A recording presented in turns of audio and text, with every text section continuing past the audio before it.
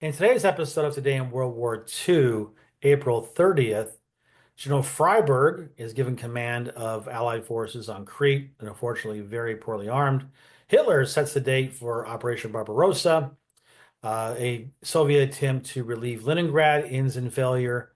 Operation Mincemeat is launched off of Spain. The Soviets capture Yalta.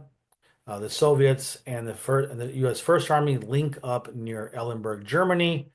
The very last, excuse me, the last ship to be sunk by a U-boat in the war takes place, and Hitler gives his newly married wife, his new bride, the gift that's forever.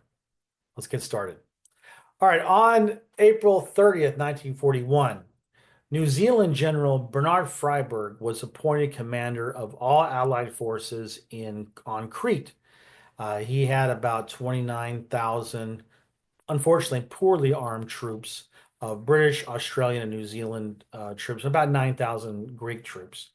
Uh, as we're going to see in the coming days, he wasn't armed well enough to withstand what's going to happen.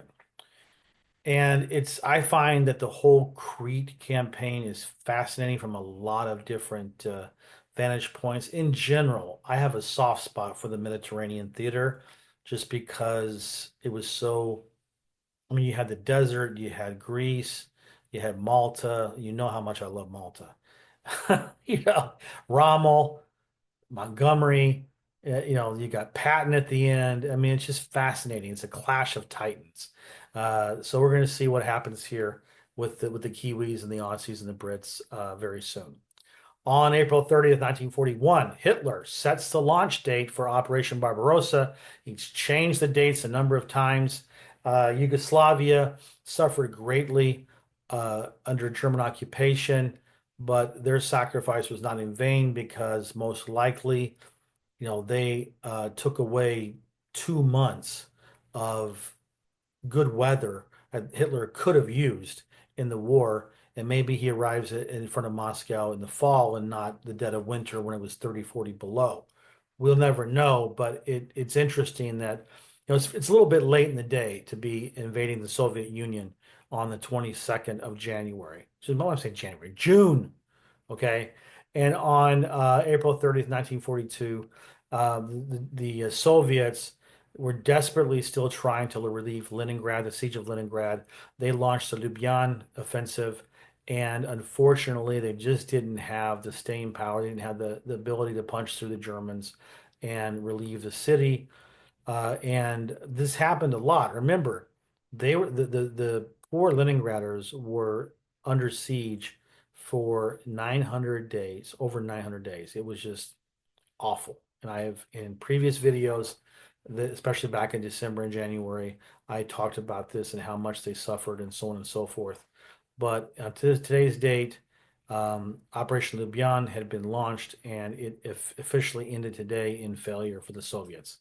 On April 30th, 1943, Operation Mincemeat was launched. Operation off of Spain. Now, Operation Mincemeat was a disinformation campaign that the Brits put together, and the idea was they wanted to mislead the Germans about Allied intentions because they were getting ready to invade Sicily, and we wanted the Germans to send the bulk of their forces somewhere else, in this case, Greece. So the Brits, bless their hearts, they were clever folk, except with the Soviets. They didn't know they were penetrated by Soviets already. I see you, Kim Philby. Anyway, the body of a obviously recently deceased person, I think it was Glinder Michael. He had been shipped from England by submarine, uh, and he was dressed up as Major William Martin, and they had planted the body with false documents that were intended to mislead the Germans that the next invasion was not going to be Sicily, it was going to be Greece.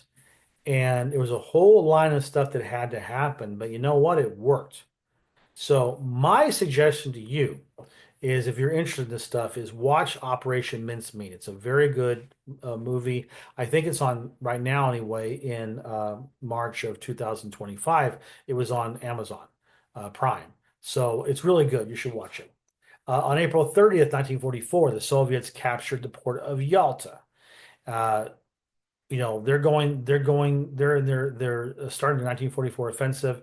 It's going to take them to the doors of Berlin and Germany and so on and so forth. But to me, what's interesting here is that the port of Yalta, any American who loves freedom and has spent time or knows Eastern Europeans knows that when you hear the name Yalta, I mean, my Russian family and friends and acquaintances or whatever, when you say Yalta, then they think, oh, summer vacations. It's beautiful down there. Me, I think of the giveaway, the great giveaway, when FDR pretty much gave away your Eastern European to Uncle Joe Stalin.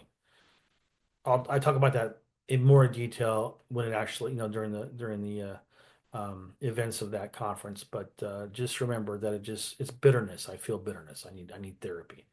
On April 30th, 1945, Soviet Army and the U.S. First Army linked up near Ellenberg, Germany. Finally, after all, these years of fighting, the Eastern Front meets the Western Front, and that can only mean one thing. There's only days left until the final German surrender and VE Day is announced.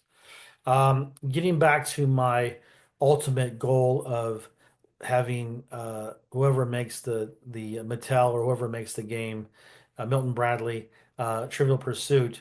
I hope one day they'll give me the reins for the World War II Trivial Pursuit game because one of the questions will be, what is the name of the last ship to be torpedoed and sunk in World War II by a German U-boat?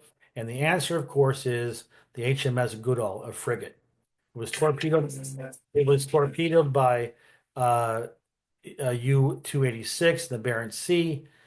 A lot of heavy loss of life. It was returning from escorting a Russian convoy. I will just add as a footnote here that even at this late date, when the war is almost over, we were still sending convoys and ships to the Soviets, even at this late date. Just Soviets, remember that. And on April 30th, 1945, Adolf Hitler gives his new bride, Eva Braun, a gift that lasts forever. It was a suicide pill. It was a cyanide pill. And then after he killed her, he took a pistol, put it to his chin, and blew his brains out. So joined forever in the bowels of hell. Thanks for watching. I'll see you in May.